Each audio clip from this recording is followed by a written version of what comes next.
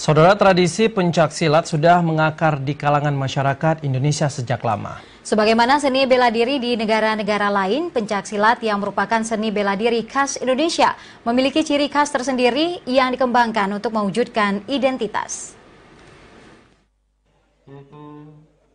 Sebanyak 218 pesilat belum lama ini mengikuti turnamen kejuaraan seni bela diri pencaksilat Tapak Suci Jabal Nur Cup 4. Peserta berasal dari 27 dayah pesantren yang berada di Kabupaten Kota Provinsi Aceh dan Sumatera Utara.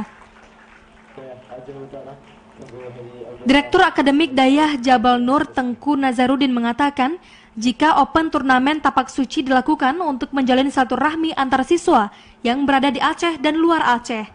Menurut Tengku Nazarudin, kegiatan open turnamen Tapak Suci rutin dilakukan setiap tahun dan pada kali ini merupakan yang keempat kalinya.